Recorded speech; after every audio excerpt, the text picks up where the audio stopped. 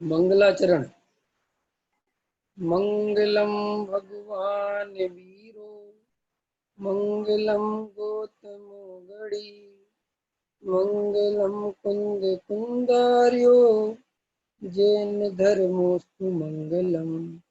सर्वमंगल मांगल्यम, सर्वकल्याणकारकम, प्रधानां सर्वधर्माणां, जैनम जयतु शासनम्।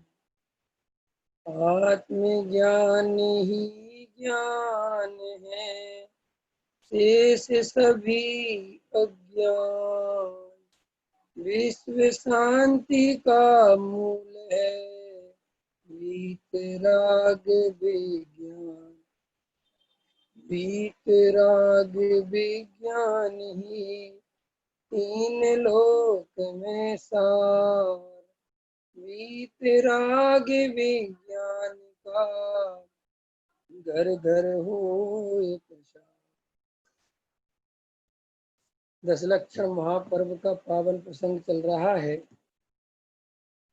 सभी को आवाज आ रही है मेरी? इसमें सम्यक दर्शन पर्याय है, गुण नहीं, इसकी हम चर्चा कर रहे हैं। अब देखो, इसी में 40 नंबर का पेज है, उसी में क्रम से पढ़ते हैं, फिर उसी के माध्यम से कुछ चर्चा करेंगे।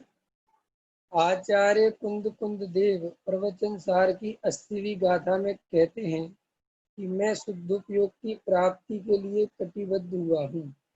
जैसे पहलवान योद्धा कमर बांधकर लड़ने के लिए तैयार होता है, उसी प्रकार मैं अपने पुरुषार्थ के बल से मोह मल्ल का नाश करने के लिए कमर कस के तैयार हुआ हूँ।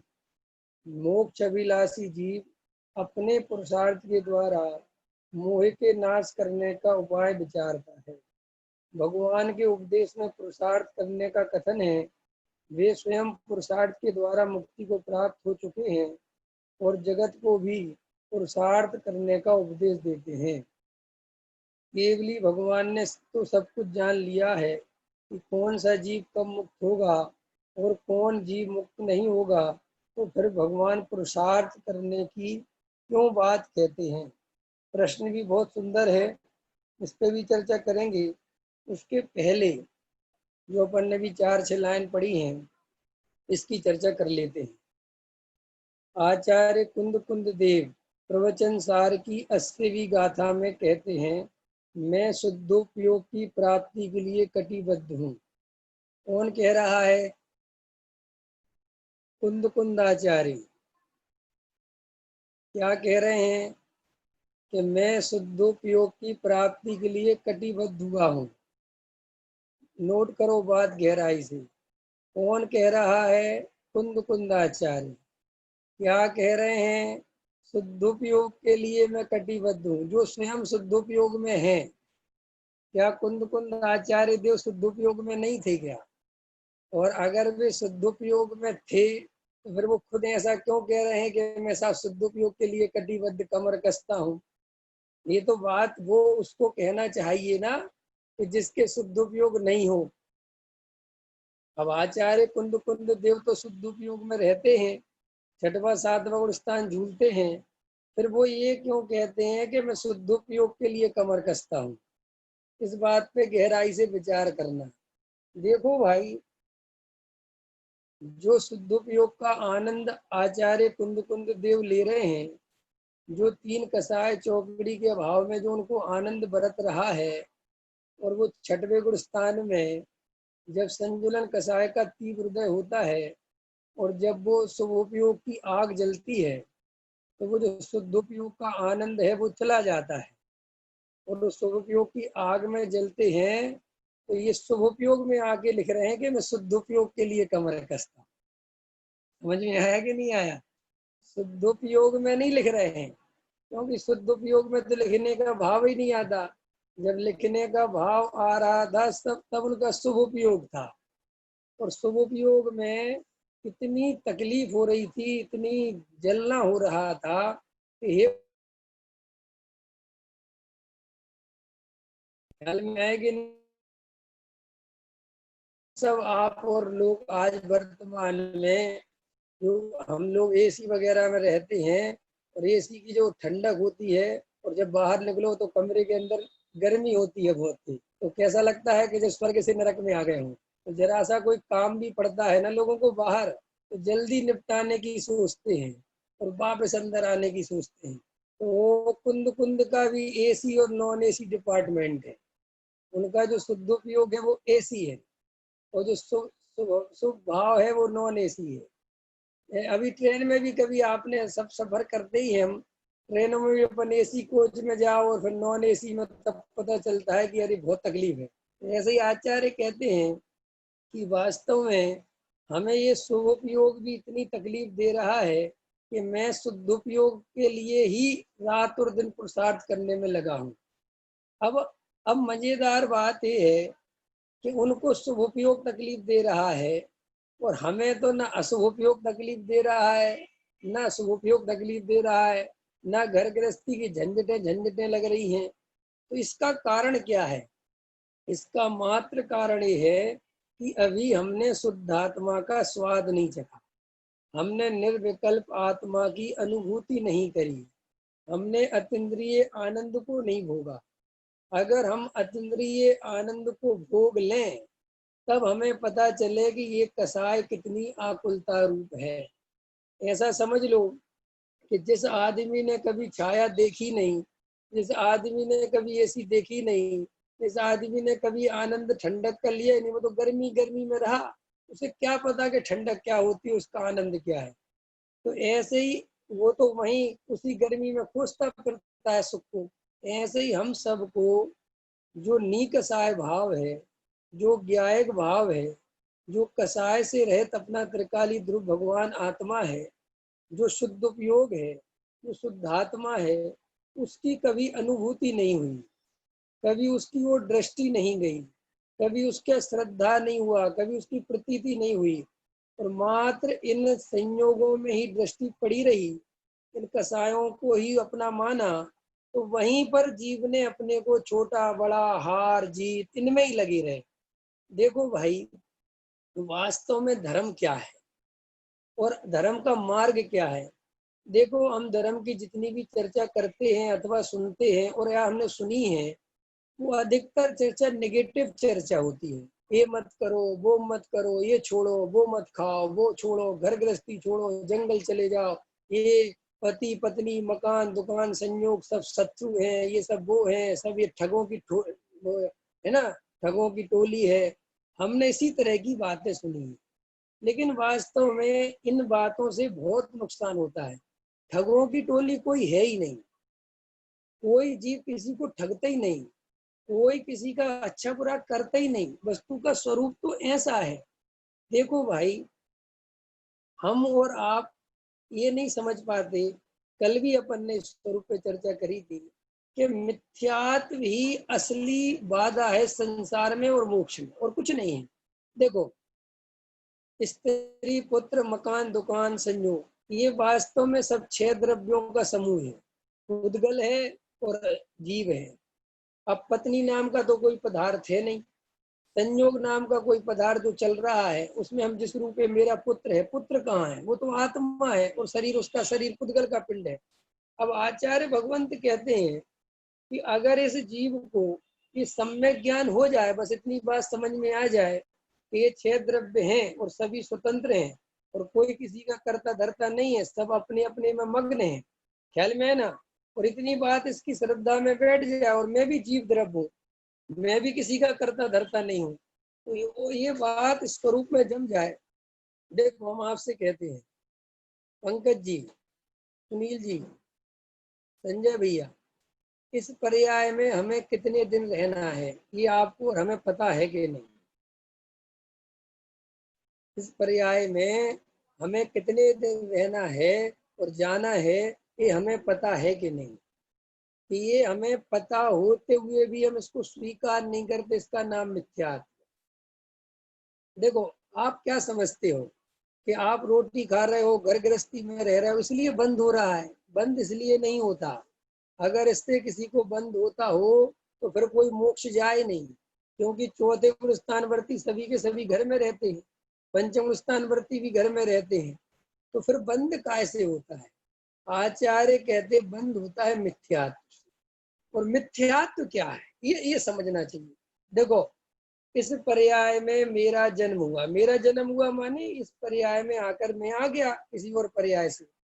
अब इसमें मेरा सन 85 के दिन बर्थ है, 29 मार्च, ये मेरा बर्थ डेट है। बर्थ डेट है माने इस दिन मैं इस पर्याय में आया था, मेरा बर्थ नहीं है, इस पर्याय का, असमान जाति पर्याय का, इस देह का और आत्मा का, इस असमान जाति पर्याय में जो बर्थ हुआ उस डेट को हमने 29 मार्च है, समझ गए, और उसको हम जन्मदिन मानते हैं। तो वो जन्मदिन किसका है? वो जन्मदिन मेरा है कि ये जो इस चेहरे का जो आकार है, जो ये पर्याय बनी है, जो पुद्गल परमाणु आपस में मिले, इस मिलने का जन्म है। क्योंकि उत्पत्ति तो किसी पदार्थ की होती नहीं, सब पदार्थ मिलते और बिछड़ते हैं, ऐसा पुद्गल का स्वरूप है। और उनमें एक जीव द्रव्य है, और वो जीव तत्व और इस शरीर संयोग का मिलने का असमान जाति पर्याय का जन्म हुआ। जन्म हुआ माने दोनों मिले, तो मिलने का जो बर्थ है वो वास्तव में इस पर्याय का जन्म है। और हमने किसका जन्म मान लिया? किसका जन्म हुआ संजय भैया? मेरा। मैं किस दिन पैदा हुआ? 29 मार्च को। तो वो कहते हैं इसका नाम है मिथ्या। और अगर मेरी सच्ची श्रद्धा है कि मैं कभी पैदा हो ही नहीं सकता, मेरा कभी जन्म हो ही नहीं सकता, क्योंकि मैं तो अनादि अनंत चैतन्य पदार्थ हूँ, मेरा नाश होने का कोई उपाय ही नहीं है, ऐसी सच्ची श्रद्धा जिस जीव की है, वो सम्यक दृष्टि, देखो कितनी सरल बात है। उस पर्याय में वो ज्ञानी जीव भी रह रहा है और उस पर्याय में अज्ञानी जीव भी रह रहा है।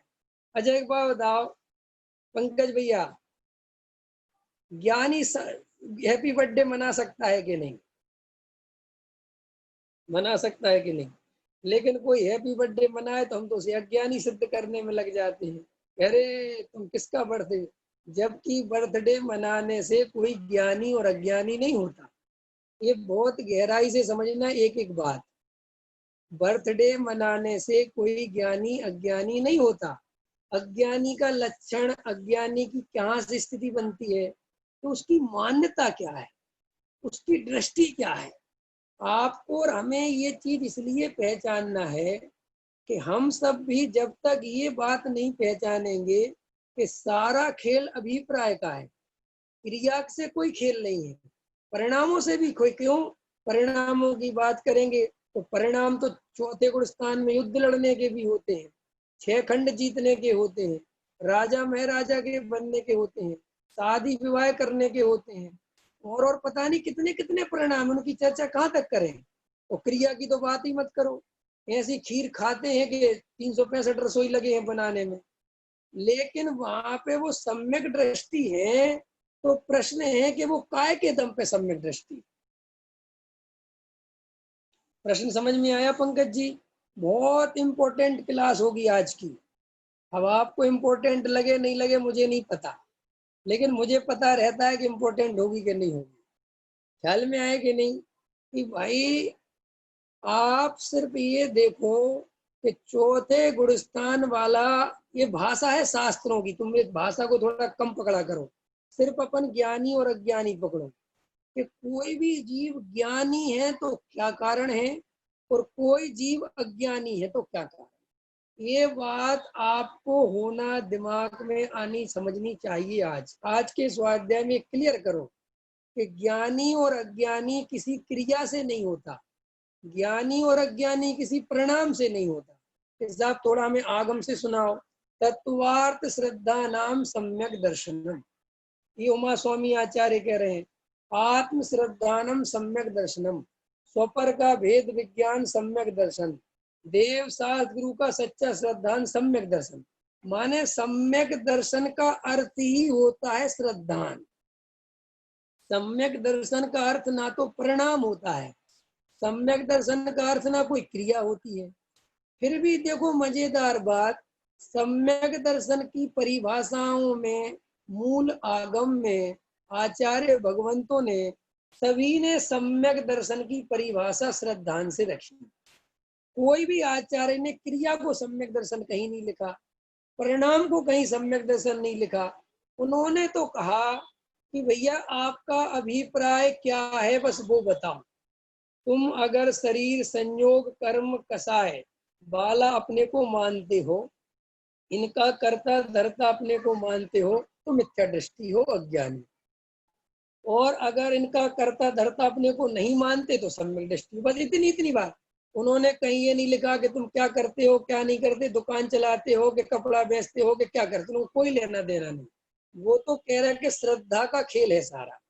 और देखो, सारे जिन आगम में ये बात लिखी हुई है कि सम्यक दर्शन के बिना कुछ होता ही नहीं।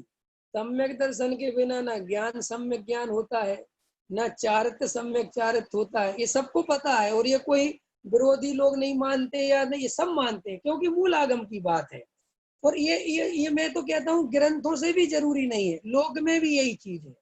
लोक में भी सारे खेल श्रद्धा के हैं, काय के खेल हैं। सुनील जी, आज भाभी जैसे आपकी लड़ाई तो नहीं हुई? नहीं हुई। वैसे आप दोनों को देख के लगता नहीं कि लड़ते बड़ते होंगे, फिर भी मान लो कि चलो लड़ाई हुई, ठीक है, लड़ाई हुई, भाभी ने आपसे आज लड़ाई, अच्छी खासी लड़ाई हो गई, तो भी आप तिजोरी की चाबी मांग लेते हो क्या? ला मेरी तिजोरी की चाबी, या तू कागज निकाल, तेरे पास अब कुछ भी नहीं रखूंगा, या मेरा सोना निकाल, कुछ नहीं कहते। क्यों? कि ये परिणामों में लड़ाई हो गई है, क्रिया में लड़ाई हो गई है, श्रद्धा में कहीं लड़ाई नहीं। श्रद्धा में क्लियर कट है कि this is my wife, this is my wife और माई लाइफ। ठीक, ऐसा होगा कि नहीं? इससे कुछ नहीं बिगड़ता। और 3 दिन तक लड़ाई झगड़ा चलता रहा, भाभी आपसे नहीं बोल रही, आप भाभी से नहीं बोल रहे, ठीक हो गया। 6 दिन भी झगड़ा हो सकता है, महीना भर भी झगड़ा हो सकता है, लेकिन श्रद्धा पलटती है क्या? तो आचार्य कहते हैं कि तुम यहाँ भी देखो, लोक में भी सारा खेल काय का है, बोलो? सारा खेल श्रद्धा का है। लोक में भी क्रिया और परिणाम का खेल बाद में, सारा खेल काय का है? श्रद्धा का। अब मैं आपसे पूछता हूँ कि लोक में ये तो एक ऐसी हो गई, अब ये तो आपकी पत्नी हो गई, अब एक आपका एक परम मित्र है, आपकी भाभी जी से लड़ाई हुई और आप बहुत गुस्से में हो, लेकिन आपका मित्र आपसे बहुत प्यारी प्यारी बातें कर रहा है, भाई साहब लड़ाई झगड़ा मत करो, गुस्सा मत करो, कोई बात नहीं, ये सब बोल रहा है। ऐसा बोलने पर भी तुम्हें उसको चाबी देने का भाव आता है कि यार तू ही मेरा हितैषी है, ये पत्नी तो मेरे लगता है तो बहुत बेकार। ऐसा कभी नहीं होता, क्योंकि हम बाहर से नहीं चलते, अभिप्राय से चलते। आचार्य हमसे यही बात आगम में नहीं कह रहे हैं, वस्तु स्वरूप ऐसा है। देखो भाई, मान के चलो किसी ग्रंथ में ऐसा मिल जाए कि सम्यक दर्शन के बिना सम्यक चारित्र होता है, और वो ग्रंथ 2000 साल पुराना हो, मैं क्या कह रहा हूँ समझना गहराई से, वो ग्रंथ 2000 साल पुराना हो और उसमें आचार्य उमा स्वामी के हस्ताक्षर हो, आचार्य उमा स्वामी ने लिखा है, ऐसा उस ग्रंथ में लिखा हो कि क्या लिखा हो कि सम्यक दर्शन के बिना भी सम्यक चारित्र होता है, तो भी तुम्हारी श्रद्धा नहीं डगमगाए कि 3 काल में संभव नहीं है। सम्यक दर्शन के बिना चारित्र का कोई मतलब ही नहीं। बात ये नहीं है कि ग्रंथ में लिखा है, बात ये है कि अनुभव से ये सिद्ध होता है कि पहले श्रद्धा बनती है, फिर उसके बाद परिणाम और क्रिया की बात आती है। देखो, मैं आपसे एक प्रश्न करता हूँ, और उदाहरण मेरे पास इस बात को समझे 1000 उदाहरण। मैं आपसे कहता हूँ कि मेरा लड़का शादी के लिए, पंकज जी अभी मेरा नहीं है, तुम्हारा लड़का शादी के लायक हो, ठीक है, तो एक काम करो, तुम जो है एक धर्मशाला बुक कर लो, ठीक है, अभी बहुत सस्ती मिल रही है और बढ़िया है, और वहां पे अच्छा शुद्ध भोजन मिलता है। और एक घोड़ा वाला बुक कर लो, बाजे वाले बुक कर लो। आप मेरे से कहोगे कि शास्त्री जी कैसी बातें करते हो, इतने पढ़ लिख कर भी आपको पता नहीं कि बोले रिश्ता तो तय होने दो, ये धर्मशाला बैंड बाजे तो अरे। और मैं आपसे कहूँ कि भैया कोरोना का काल चल रहा है, क्या पता बाद में धर्मशाला मिली और नहीं मिली, तुम अभी बुक कर लो ना। तुम कहोगे कोरोना का नहीं, महाकोरोना आ जाए भैया, पहले बुक नहीं होता, पहले लड़की चाहिए, तो खाली लड़की नहीं चाहिए, रिश्ता तय होना चाहिए, समझ गए ना? तो देखो लोक में तुम कोई भी काम श्रद्धा में जब तक बात सेट नहीं होती तब तक नहीं करते, करते ही नहीं, आज तक किसी ने नहीं किया। मैं कह रहा हूँ गर्मियां आती हैं तो शादियों का सीजन आता है तो सबको पता रहता है कि मारा मारी पड़ेगी, धर्मशाला नहीं मिलेंगे, बैंड बाजे नहीं मिलेंगे, ये होगा, तो भी कोई पहले से बुक नहीं करता। और अगर पहले से बुक कर दे तो उससे बड़ा मूर्ख कोई नहीं है। ये तो आप और हम मानते हैं कि नहीं। तो देखो हम लड़की देखने गए और लड़की हमें पसंद आ गई और लड़की वाले हमारा लड़का देखने नहीं आए, समझ ना मेरी बात, तो भी हम लोग धर्मशाला बुक कराते हैं कि हमें तो लड़की पसंद है। अरे भैया उसको भी पसंद करने दो, और पसंद अकेला नहीं है, 5100 11,000 21,000 का लड़के का टीका करने दो। ख्याल में है कि नहीं आया, रिश्ता पक्का होना चाहिए। तो कहते ना हमने लड़का रोक दिया, जोर बोल जो ही बोल, हमने श्रद्धा कर ली कि इसी लड़की से हम अपने लड़के की शादी करेंगे और इसी लड़के से अपनी लड़की की शादी करेंगे, दोनों तरफ सेट हो गया। अब वो देखो सारी तैयारियां तब होती हैं। ऐसे ही आचार्य कहते हैं कि इस अज्ञानी जीव को कुछ पता नहीं है, बेहोश है बिल्कुल, ना तो विचार करता है, ना अनुभव से विचार करता है, ना तर्क लगाता है कि अरे भाई जब तक हमें वस्तु का स्वरूप नहीं समझ में आएगा, आत्मा का स्वरूप समझ में नहीं आएगा, तो मैं उपवास करूं तो करूं किस लिए, मैं मुनि बनूं तो बनूं किस लिए, मैं ब्रह्मचारी बनूं तो बनूं किस लिए, बनने का प्रयोजन क्या है, जब मुझे यही नहीं पता कि स्वरूप क्या है वस्तु का, मुझे यही नहीं पता कि दो द्रव्यों के बीच में संबंध है भी कि नहीं, मैं शरीर हूं कि मैं आत्मा हूं, मुझे यही नहीं पता, तो मैं ये चारित्र को धारण करके करूंगा क्या। तो श्री गुरु कहते हैं कि लोक में तो मूर्ख से मूर्ख भी चतुर है, लेकिन धर्म के क्षेत्र में चतुर से चतुर भी मूर्ख है। क्यों? क्योंकि धर्म के क्षेत्र में जीव को ज्यादा बिगड़ता सुधरता दिखाई नहीं देता, लोक में बिगड़ता सुधरता दिखाई देता है। जैसे देखो अब पंकज जी ध्यान दो, तुमने धर्मशाला बुक कर दी 50,000 रुपए की, 25,000 रुपए जमा कराए, तो तुम्हें वहां डर लगता है कि अगर रिश्ता तय नहीं हुआ तो भाई साहब 25,000 मुफ्त में चले जाएंगे मेरे ख्याल में, वो तो वापसी देगा नहीं। अब लेकिन धर्म में जीव को कुछ समझ में तो आता नहीं कि क्या नुकसान हो रहा है, वो तो कहता है भला ही भला हो रहा है यार, अगर अपन मंदिर चले गए तो कौन सा बुरा हो गया, अपन ने एक टाइम की रोटी छोड़ दी तो क्या बुरा हो, भैया बुरा और भला तुम जानते ही नहीं हो। तुम्हें इसमें धर्म की मान्यता हो गई तो तुमने गृहीत मिथ्यात्व का कर्जा उड़ लिया, तुमने जो है और मिथ्यात्व गाढ़ा कर लिया, तुमने जड़ की क्रिया से अपने को बड़ा मान लिया तो मिथ्यात्व और प्रबल हो गया। तुम कहते हमारा नुकसान क्या हो गया, कई लोग ऐसा कहते हैं। साहब एक बात बताओ, अगर हमें सम्यक दर्शन नहीं भी मिला और हम मुनि बन गए तो क्या बुराई है, क्या दिक्कत है, हम बन गए, हम त्यागी वृत्ति बन गए, क्या बुराई है। कि भैया बुराई ये है कि फिर तुम किसी की सुनोगे नहीं और लोग तुम्हें जो है महाराज कहेंगे, तुम्हें नमस्कार करेंगे और तुम उसमें लुट जाओगे। फिर तुम्हें कोई कहेगा कि 2 मिनट हमारी बात तो सुनो, आत्मा की, अरे क्या सुनना आत्मा की चर्चा, हम महाराज ही बन गए, अब तो तुम हमारी सुनो, हम सुनाते हैं तुम्हें आत्मा के बारे में, तुम क्या सुनाओगे, तुम गृहस्थ और महाभ्रष्ट, तुम हमें बताओगे आत्मा के बारे में, हम बताएंगे तुम्हें आत्मा के बारे में।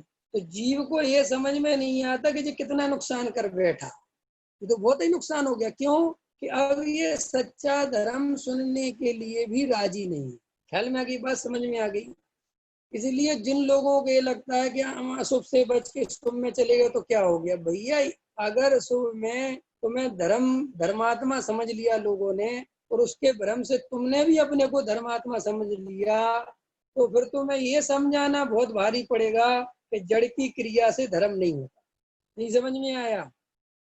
देखो नोट करो मेरी बात, एक आदमी ने, प्रमोद जी, एक आदमी ने पैसा नहीं कमाया कभी भी, ठीक है, उसने कुछ नहीं किया और उसने पैसा नहीं कमाया, तो उससे कहा कि देखो भाई जीव पैसा कमा ही नहीं सकता, ये जीव का कार्य ही नहीं है, तो वो जल्दी स्वीकार कर लेगा, क्या ठीक कहते हो, वास्तव में मैंने मेहनत तो बहुत करी लेकिन खेल समझ में आता है कि सारा खेल कर्मोदय का है। लेकिन एक आदमी ने, वज्रसेन जी, पैसा बहुत कमा लिया और वो पैसे वाला बन गया, अब उसको समझाया कि भैया पैसा तुम्हारे करने से नहीं आता, ये तो सब उदय जन प्रमाण सामग्री है। तो वो पता क्या कहेगा, वाह रे वाह, हम जानते हैं भाई साहब हमने रात और दिन कितनी मेहनत करी है, समझ गए, ये बातें मत करो हमारे सामने। उसको समझाना बहुत भारी काम। ऐसे ही आचार्य कहते हैं कि अज्ञानता में जिस जीव के कसाय मंद है और जड़ की क्रियाएं हो रही हैं, अब उसको ये समझाना कि अपने आप हो रही हैं, तुम इसके कर्ता धर्ता नहीं हो, तुम तो ज्ञाता ही हो। वो तुमसे लड़ाई झगड़ा करने लगेगा। वो कहेगा कि खुद तो खाते हो 2 बार और हमसे कहते हो कि जड़ की क्रिया करने से कुछ नहीं होता, जड़ की क्रिया जीव कर नहीं सकता। तो देखो भाई, आचार्य भगवंत हमसे ये बात कहते हैं कि तुम लोक में जैसे चतुर हो, ऐसे ही यहाँ पर भी चतुर बनो। तुम अज्ञानता को स्वीकार करना सीखो, तुम ये मानना सीखो कि अगर मुझे सम्यक दर्शन वेद ज्ञान नहीं है तो वास्तव में कोई भी क्रिया कोई भी परिणाम मेरा भला करने वाला नहीं। और चूंकि लोक में तुम्हें नुकसान दिखाई देता है, इसलिए तुम वहां सावधान रहते हो और तुम्हें धर्म में कुछ नुकसान नुकसान समझ में आता नहीं। क्यों? क्योंकि तुम इतना विचार करते ही नहीं। तो देखो, मैं आपसे ये कह रहा था कि आपको अगर 2000 साल पुराने ग्रंथ में भी ये लिखा मिल जाए कि वहां पर ये लिखा हो कि सम्यक दर्शन के बिना सम्यक चारित्र होता है, तो आपको वहां पर भी निर्णय होना चाहिए कि ये बात गलत लिखी हुई है, चाहे भले भी किसी का नाम लिखा हो। क्यों? कि जैन धर्म व्यक्तिवाद को नहीं पूछता, जैन धर्म शास्त्र को नहीं पूछता, जैन धर्म वस्तु के स्वरूप को पूछता है। जैसा वस्तु का स्वरूप है, जैसा अनुभव में आया है, वैसा ही लिखा है। वीतरागता की पोषक ही जिनवाणी कह। वीतरागता माने क्या होता है पता है आपको? सम्यक दर्शन, सम्यक ज्ञान और सम्यक चारण। वीतरागता का अर्थ कभी खाली वीतरागता नहीं लेना। क्या कहा मैंने? गहराई दो इस पॉइंट पे। वीतरागता का अर्थ हम खाली वीतरागता ले लेते हैं कि ना राग करना ना द्वेष करना, इसका नाम वीतरागता है। वीतरागता इसका नाम नहीं है। वीतरागता में सम्यक दर्शन, सम्यक ज्ञान और सम्यक चारित्र, ये तीनों ही शामिल हैं। क्योंकि सम्यक दर्शन के बिना कोई जीव वीतरागी हो ही नहीं सकता। इसलिए कोई ऐसा कहे कि व्रतशील संयम आदि करो, भले ही सम्यक दर्शन नहीं हो, भैया कम से कम उपवास तो करो, इन इंद्रियों का पोषण मत करो, विषय भोगों को मत भोगो, भले ही सम्यक दर्शन नहीं हो, कम से कम त्याग तो करो। तो आप ऐसा शास्त्र पढ़ोगे तो आपको लगेगा तो वीतरागता का पोषण कर रहा है, क्योंकि इसमें तो त्याग व्रत की बात चल रही है। विवेक जी, समझ में आ रही कि नहीं आ रही बात? ये बहुत इम्पोर्टेंट बात कह रहा हूँ। ये बात समझ में आ जाए तो समझ लेना कि कुछ समझ में आने लगा है, और अगर आज ये बात समझ में नहीं आए तो अभी समझना कि अभी समझ में कुछ नहीं आ रहा है। क्या कहा मैंने?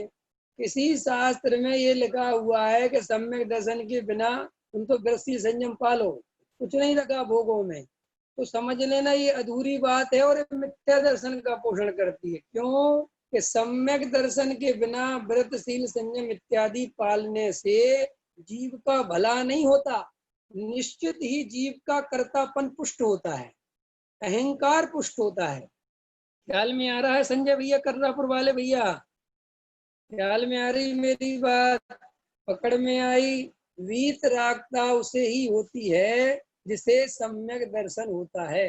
सम्यक दर्शन के बिना वीतरागता की कल्पना भी नहीं करी जा सकती। कसाय की मंदता को भ्रम से वीतरागता नहीं समझना चाहिए।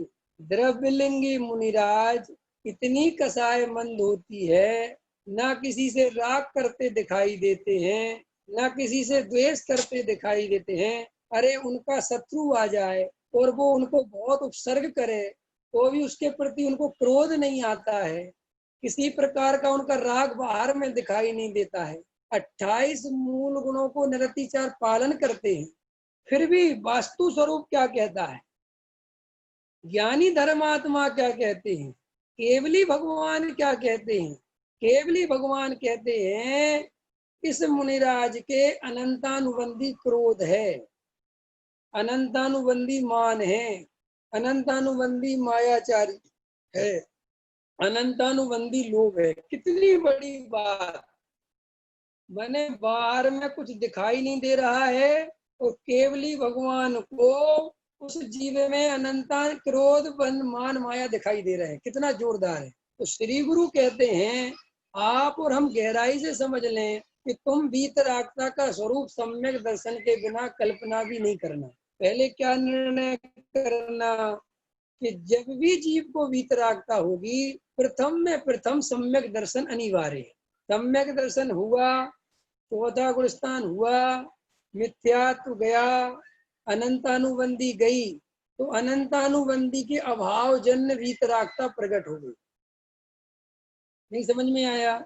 मैंने पहले एक बात कही थी, पीछे ही कही थी कि देखो भरत जी के वीतरागता है और द्रव्यलिंगी मुनि के वीतरागता नहीं है। कितनी खतरनाक बात है। जबकि भरत जी के राग ही राग दिख रहा है, राग के अलावा कुछ दिखाई नहीं दे रहा है, और उन मुनिराज के बाहर में इतनी शांति दिखाई दे रही है, कोई विषय भोग के परिणाम दिखाई नहीं दे रहे हैं, कोई विषय भोग की क्रिया दिखाई नहीं दे रही है, वन जंगल में बैठे हुए हैं, ध्यान करते हैं, प्रतिक्रमण सामायिक करते हैं, आराधना करते हैं, और केवली परमात्मा कहते हैं कि उनके कोई वीतरागता नहीं है। क्योंकि वो तो केवल ज्ञान की ऐसी दिव्य शक्ति है कि वो अंदर के जीव के अभिप्राय को पहचान सके। हम तो नहीं पहचान, हमें तो नहीं दिखाई देता, हमें तो लगता साहब ये तो राग है, वहां वीतरागता है, तो हम तो आगम के आधार से कहते हैं। लेकिन फिर भी अपन अनुभव से भी निर्णय करें कि अगर हमारा अभिप्राय निर्मल नहीं है तो हम कितनी कोशिश करें अपने को धर्मात्मा दिखाने की, हम धार्मिक नहीं हो सकते। देखो वज्रसेन जी, एक सौतेली माँ है और एक सगी माँ है। सौतेली माँ अपने बेटे सौतेले बेटे को कितना ही प्रेम करे, कितना ही प्रेम दिखाए, कितना ही उसका बढ़िया से बढ़िया सेवा सुरती करे, तो अभी वो अभिप्राय जो सगी माँ का है वो अभिप्राय उसका नहीं बन सकता। ऐसे ही सगी माँ कितना ही बेटे को मारे पीटे, फिर भी उसका जो अभिप्राय है वो सौतेली माँ जैसा नहीं बन सकता।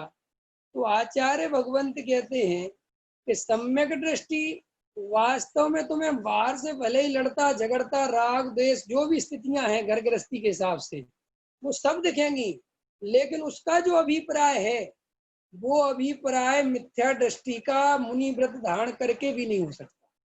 क्या कहा, कितनी बड़ी बात कह रहे हैं। गरिमा जी समझ में आ रही है बात? महेश जी, ग्वालियर वाले महेश जी, समझ में आ रही मेरी बात?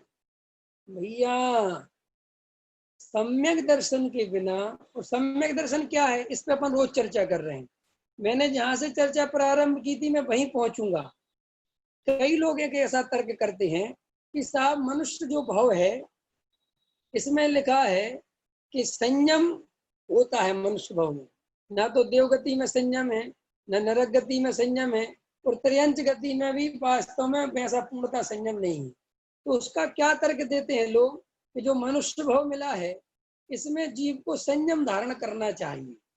समझ में आया? तो उनने क्या तर्क दिया कि साहब शास्त्रों में लिखा कि मनुष्य भाव की दुर्लभता आप सब जानते हैं, और इसमें संयम रतन समाल, ये बहुत लिखा संयम के बारे में, तो और तप के बारे में लिखा है। तो लोग क्या कहते हैं कि साहब सम्यक दर्शन भले ही नहीं हो, सम्यक दर्शन तो चारों गतियों में होता है, वो तो कहीं भी ले लेंगे, लेकिन संयम तो यही होता है तो संयम यहाँ ले लेते हैं। कितना अच्छा विचार है सुनील जी, कितना अच्छा विचार है, मतलब बहुत बढ़िया विचार है साहब। है तुम लोक में भी ऐसे ही काम करते हो क्या? लोक में भी यही व्यवस्था है क्या? अभी मैं उसके लिए उदाहरण नहीं दे सकता हूँ, लेकिन मैं आपसे फिर भी उदाहरण देना ही पड़ेगा समझाने के लिए कि लड़का लड़की कहें कि साहब शादी के बाद तो बच्चा करना ही करना है, शादी के पहले कर ले तो क्या बुराई है? ऐसा कोई तर्क दे तो आप उसको स्वीकार करोगे? ऐसे ही कोई ये तर्क दे कि साहब मनुष्य भाव में संयम तो होता नहीं है इसलिए अपन तो यहाँ ले लो, और सम्यक दर्शन तो कहीं पे भी होता है, तो अरे तो भैया जो ये तुम संयम यहाँ लोगे भी तो वो संयम काम का क्या है? क्योंकि यहाँ से मर के तुम देवगति में चले जाओगे, विषय भोगों में लग जाओगे, उसमें क्या है? इसका क्या है, कोई संयम के त्याग से कोई मोक्ष थोड़ी मिल जाएगा। जैसे मैंने द्रव्यलिंगी मुनि है तो क्या करेगा, 4 गति 84 लाख योनि में तो रहेंगे, चाहे वो भले 9वें गिरे बिक जाए, लेकिन मोक्ष तो नहीं जा सकते। मोक्ष जाने के लिए तो सम्यक दर्शन पहले चाहिए, और सम्यक दर्शन पहले चाहिए। और खतरनाक बात यह है कि सम्यक दर्शन हो जाए तो इस बात की गारंटी है कि कालांतर में तुम मोक्ष जाओगे। और सम्यक दर्शन नहीं हो, और चाहे भले ही बाहर का संयम बहुत हो, वो इस बात की गारंटी बिल्कुल नहीं दे सकता कि जी मोक्ष जाएगा। और ये मैं नहीं कह रहा हूँ, ये हमारी जिनवाणी कह रही है। तो हम सब सबसे पहले इस बात पे निर्णय करें कि भाई मुझे कुछ नहीं करना है, मुझे सिर्फ अपने अभिप्राय को बदलना है। मुझे न क्रिया, न परिणाम, न मंदिर, न पूजा, न पाठ, न भक्ति, न स्वाध्याय, न कुछ। मुझे सिर्फ एक ही बात पे ध्यान देना है कि मेरा अभिप्राय तो कहीं मिथ्यात्व नहीं है, मेरे अभिप्राय में विपरीतता तो नहीं है, कहीं मेरी मान्यता तो उल्टी नहीं है। बस इस पे विचार करना है। मैं पूजा करता हूँ तो मेरी मान्यता क्या है, मैं जन्मदिन मनाता हूँ तो मेरी मान्यता क्या है, मेरे जीवन में व्यापार चल रहा है तो उसके प्रति मेरी मान्यता क्या है।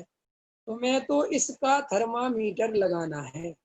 इसके अलावा इस अभी वर्तमान में कोई दूसरा पुरुषार्थ करने योग्य नहीं।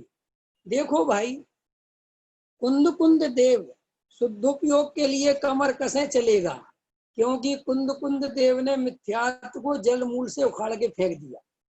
ख्याल में आया कि नहीं आया? नहीं समझ में आया पंकज जी? बात पकड़ में आई? कुंद कुंद देव ये कहें कि मैं शुद्धोपयोग के लिए कमर कसता हूँ, वो उनके योग्य है। कि मैं मिथ्यात्व, मैं जड़ मूल से उखाड़ के फेंक दूंगा, मैं इसके लिए कमर कसता हूँ। बस इतनी बात है। अब देखो, अब अपन ये बात आपको समझ में आ गई। अब इसी में अपन जो चर्चा कर रहे हैं कि वास्तव में मिथ्यात्व है क्या चीज, क्या है मिथ्यात्व, हम क्या कर रहे हैं रात और दिन। तो देखो, समझो गहराई से, जो इस असमान जाति पर्याय का जन्म हुआ, असमान जाति पर्याय का संयोग हुआ मेरे साथ, इसको मैंने अपना जन्म माना, इसका नाम मिथ्यात्व। ठीक है। फिर जिस माँ की कोख से जन्म हुआ इस पर्याय में, उसे मैंने अपना जन्मदाता माना, उस पिता को अपना जन्मदाता माना। फिर जो भाई बहन मिले उनको अपना माना कि मेरे भाई बहन हैं। फिर जो जो संयोग मिले, जो मकान मिला, जो घर गृहस्थी, वो मैंने, इसका नाम, सबका नाम क्या है?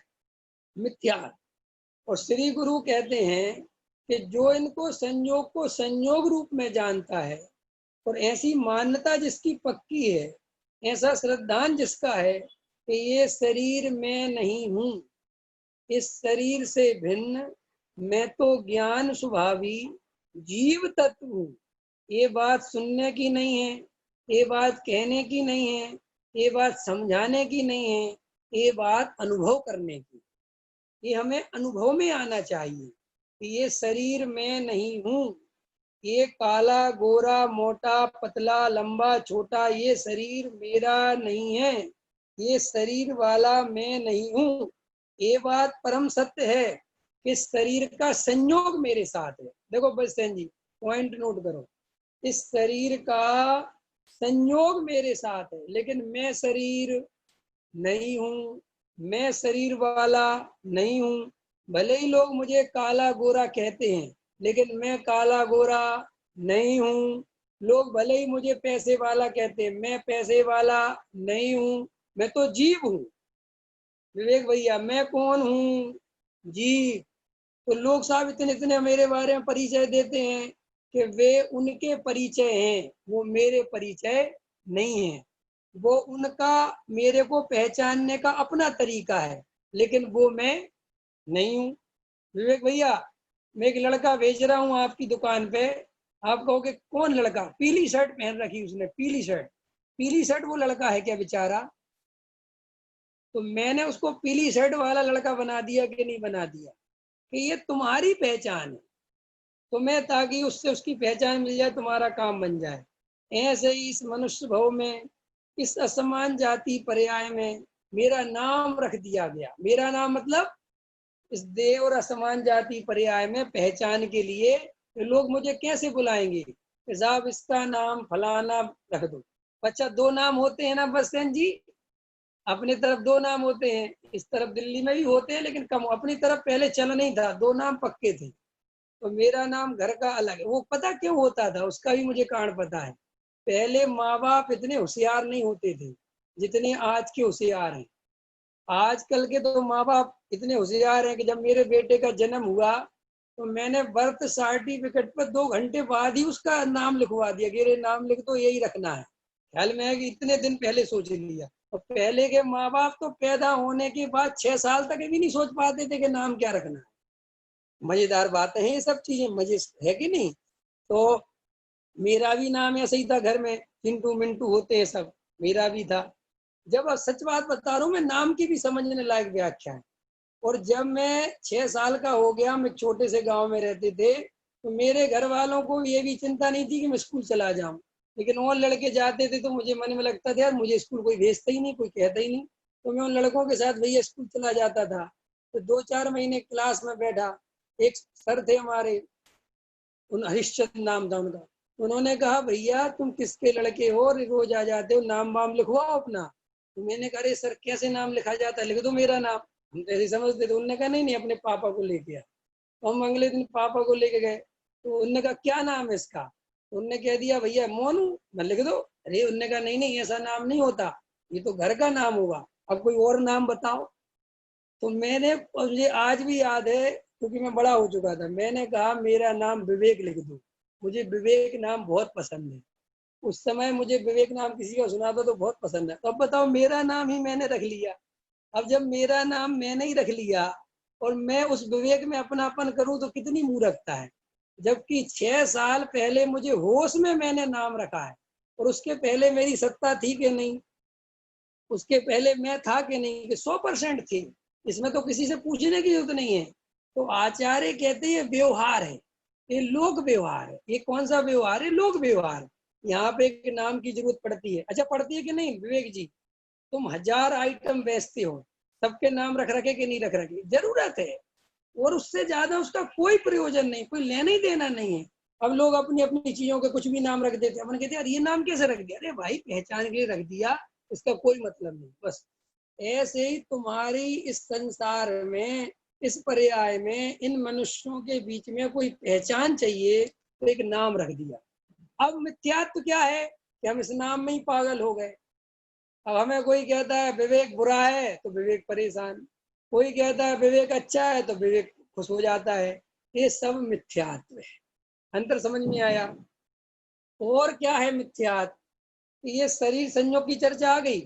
फिर अपने सामने ही अपने भाई बहनों का संयोग हुआ। अगर अपन बड़े हैं तो अपने बाद में अपना छोटा भाई पैदा हुआ, तो हमने देखा कि हमारे सामने पैदा हुआ, फिर भी उसे हम अपना सब कुछ मानने लगे, एकत्व मत कर बैठे। ऐसे ही फिर हमारी पत्नी आई, तो पत्नी में ऐसा एकत्व कर लिया कि तू और मैं एक ही हैं। फिर श्री गुरु कहते बच्चे आए, फिर उसमें ऐसा एकत्व कर लिया कि मेरे बच्चे सो मैं ही हूँ।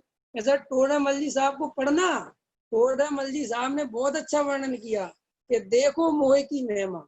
वहां अपने पुत्र आदि में अपने अस्तित्व की कल्पना करता है। मेरा यश रहेगा तो मैं जीऊंगा, मेरे मरने के बाद लोग मुझे याद करेंगे तो मुझे बहुत आनंद आएगा। ऐसी मिथ्या कल्पना कराता है जीव के साथ। ये मिथ्यात्व के खेल हैं भैया, प्रमोद भैया, ये सारे काय के खेल हैं, मिथ्यात्व के। थकान ज्यादा हो गई क्या आज है। ऐसी कुर्सी कर लो ना सामने की तरफ, ख्याल में है कि नहीं आया। तो श्री गुरु कहते हैं कि भाई ये मिथ्यात्व के खेल तुम समझ नहीं रहे हो, ये सब खेल मिथ्यात्व के चल रहे हैं। और उसमें और खुलासा कर लो, क्योंकि ये खुलासे बहुत जरूरी हैं कि हम वास्तव में अपने को क्या मानते हैं। फिर देखो क्या हुआ। अरे खुलासे क्या करूं, ये तो समय हो गया।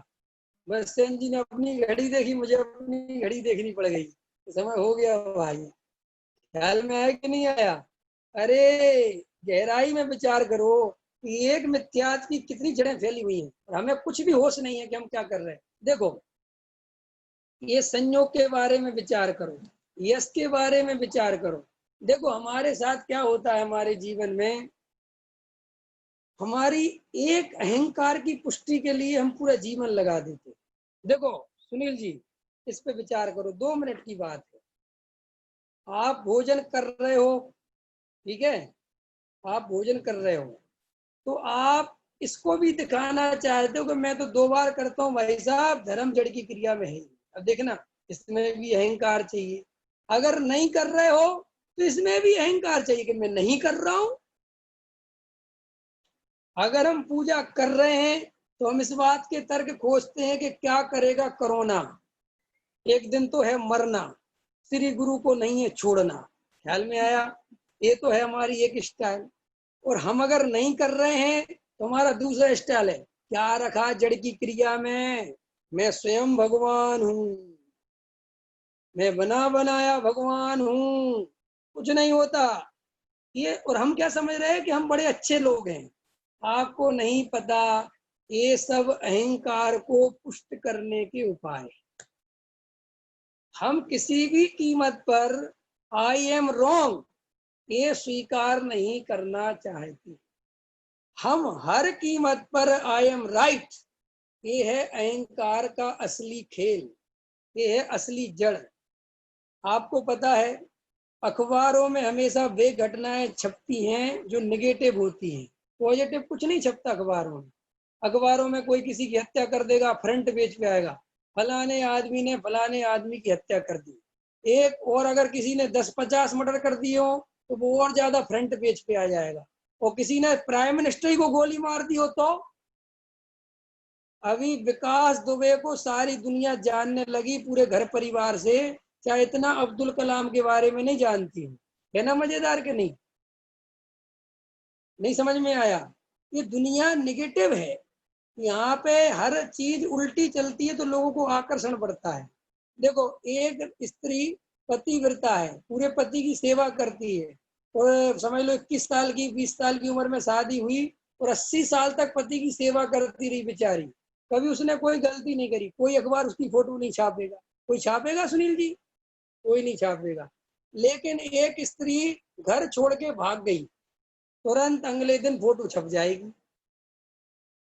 तो ये हमारी जो समाज है, यहाँ जो सिस्टम है, ये निगेटिव है। यहाँ पे आपके पॉजिटिव कामों की कोई इज्जत नहीं है, यहाँ निगेटिव। आप भोजन कर रहे हो, इसमें क्या आश्चर्य है, लेकिन नहीं कर रहे हो तो भाई साहब इनने 20 उपवास करिए, बिल्कुल फ्रंट पे आ जाओगे। तो आपका मन काय के लिए लालायत होगा? तो उपवास करो, उपवास करो। अभी तो ये कोरोना चल रहा है ना, या पहले मंदिरों में ऐसी स्थिति बन गई थी कि 10 उपवास करने वालों को चांदी का गिलास सम्मान करेंगे, तो उपवास करने वालों की ज्यादा संख्या बढ़ गई। किसी ने आज तक भोजन कराने वाले का सम्मान तो किया नहीं है। बसेन जी, आप भोजन करने वालों को कराओ कि जिनने 2 टाइम रोटी खाई हम उनका सम्मान करते हैं, तो रोटी खाने वालों की बढ़ जाएगी। क्योंकि जीव को तो अहंकार चाहिए। जीव को क्या चाहिए? आपको पता है, ये मंदिर में 10 लक्षण में सांस्कृतिक कार्यक्रम होते हैं, और मजेदार बातें प्रवचन के बाद होते हैं, जो कि कभी नहीं होने चाहिए। क्योंकि इतना इम्पोर्टेंट प्रवचन, तत्व की चर्चा आई, और उसको तुमने जो है कटोरा कटोरी में बांट के खत्म कर दिया। अब वो जरा सी कटोरा कटोरी मिलने के चक्कर में लोग 10-10:30 बजे तक बैठे रहते हैं। अब चूंकि वहां पे अगर अपने बेटे ने आंसर दे दिया, अपनी बेटी ने उत्तर दे दिया, हमने उत्तर दे दिया, हम बड़े खुश होते हैं और वो एक कटोरी पकड़ा देते हैं और अपन लेके जाते हैं। हमें पता नहीं चलता ये सब क्यों कर रहे हैं। ये सब है अहंकार। इसके पीछे क्या है? हम कुछ हैं। हमारी एक ही लालसा है कि हम कुछ हैं। हम ये दिखाने के लिए जिंदगी निकाल देते हैं, पूरी जिंदगी निकल गई इसी काम में कि हम कुछ हैं। देखो, हमें कोई नहीं जानता, हमें बड़ा दुख होता है। हमारे कोई पहचान नहीं, हमें बड़ा दुख होता है।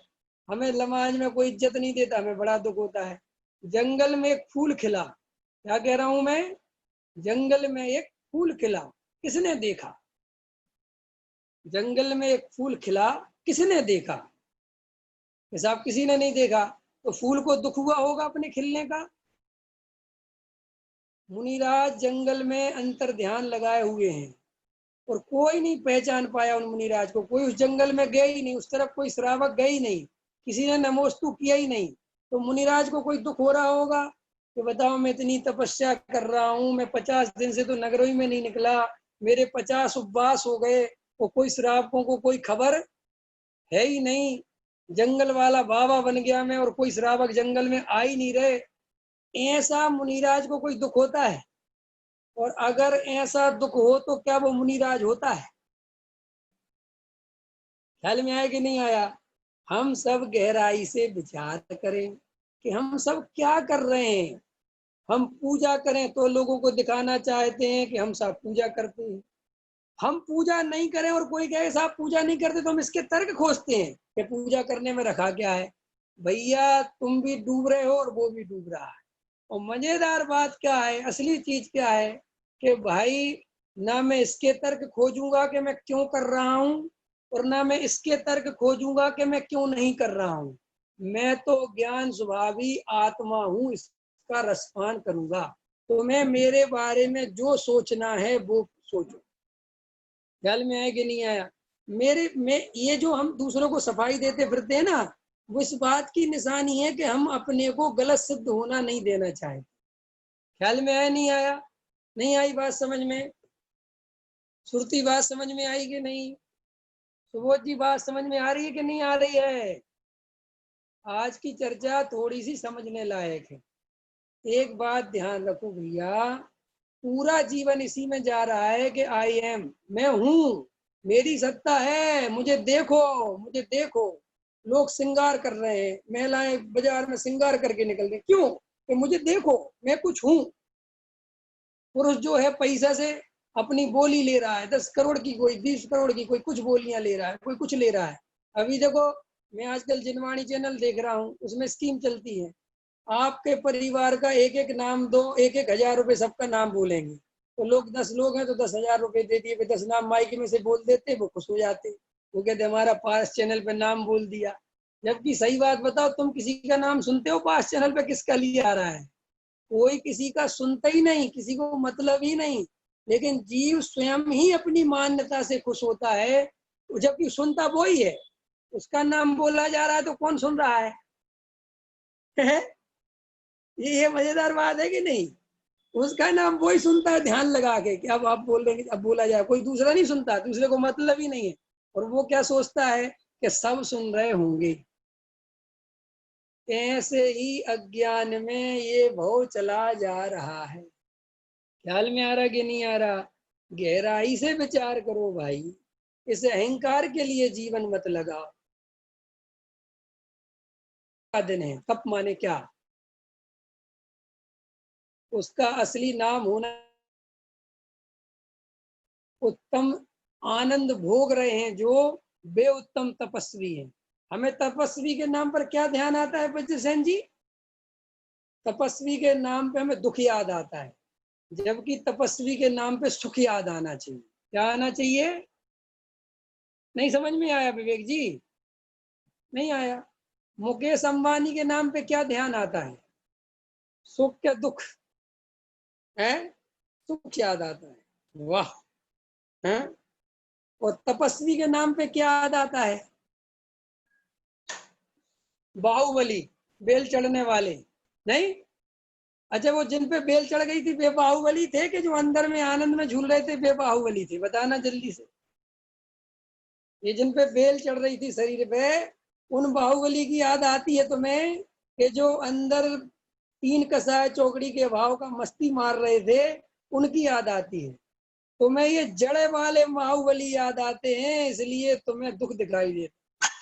न तुम्हें ऐसा लगे कि तपस्वी हो झूम जाओ। मुकेश अंबानी दुखी दिखाई देने लगे और तपस्वी परम आनंद में दिखाई देने लगे, समझ लेना दृष्टि सम्यक हो गई। और जब तक तुम्हें तपस्वी दुखी दिखाई, अरे रे उपवास कर रहे हैं, भूख लग रही होगी, देखो कितनी साधना कर रहे हैं, ऐसा मुंह बना के तुम मुनिराजों को देखते हो, तो तुमने आज तक मुनिराज का स्वरूप ही नहीं समझा। और मुकेश अंबानी को देख के तुम्हारे गाल खिल जाते, अरे मुकेश अंबानी, ओहो क्या बात है, क्या है ये पागलपन? इसका नाम है मिथ्यात्व। सुनो भैया, आज उत्तम तप धर्म है, आनंद का दिन है। भोजन छोड़ना आनंद की निशानी है, दुख की निशानी नहीं। और जिनको भोजन छोड़ के दुख हो रहा हो उनको छोड़ना ही नहीं चाहिए। जिनको भोजन छोड़ छोड़ के और ज्यादा मजा आ रहा हो क्योंकि अंदर का भोजन करने मिल रहा है, तो भोजन छोड़ना सार्थक है। देखो भैया, जो उपवास करते हैं वे उपवास नहीं करते, वे असली भोजन करते हैं। और हम जो भोजन करते हैं वो भोजन नहीं करते, हम उपवास करते हैं। नहीं आए तर्क समझ में? नहीं आया? नहीं आया समझ? सुनो, हम भोगी के योगी, जल्दी जल्दी बोलो। हम भोगी के योगी, पंकज जी हम भोगी के योगी। भोगी भोगी सुनो, नहीं, हम हैं योगी, क्योंकि हमने अतीन्द्रिय आनंद का त्याग कर रखा है। क्या कह रहा हूं मैं? हम हैं योगी क्योंकि हमने सच्चे सुख का, अतीन्द्रिय आनंद का त्याग कर रखा है। और मुनिराज हैं भोगी क्योंकि वे अतीन्द्रिय सुख को भोग रहे हैं। ख्याल में आया कि नहीं आया? आज परिभाषा उल्टी कर दी। आज से हम हैं योगी और मुनिराज हैं भोगी। और हम इन विषय भोगों को भोग के समझते हैं कि हमें भोगी। ये तो जूठन से भी जूठन है। इसको भोग कहना, भोग की भी निंदा करना है? कोई नमक रोटी खा और क्या भोग कर रहा है तो हंसोगे तुम कि यार बेचारा नमक रोटी खा रहा है यार, ये तुम उसे भोगी कहते हो। जैसे श्री गुरु कहते हैं, अतीन्द्रिय सुख को छोड़कर ये पंचेंद्रिय विषय भोगों में झपट्टे मारता है बेचारा कुत्तों की तरह, और इसे तुम भोगी कहते हो। और वे मुनिराज जो अतीन्द्रिय स्वाद लेते हैं, आहा, बैठे हैं अपने स्वरूप में, उनको तुम योगी कहते हो। वे योगी नहीं है, वे असली भोगी हैं। समझ गए? और तुम असली योगी हो क्योंकि तुमने जो है असली सुख का त्याग किया हुआ है। ख्याल में आया? इतनी बात आज पूरी करके अपनी बात खत्म करता हूँ। उत्तम तप धर्म की जय। सहजानंदी सोच स्वरूपी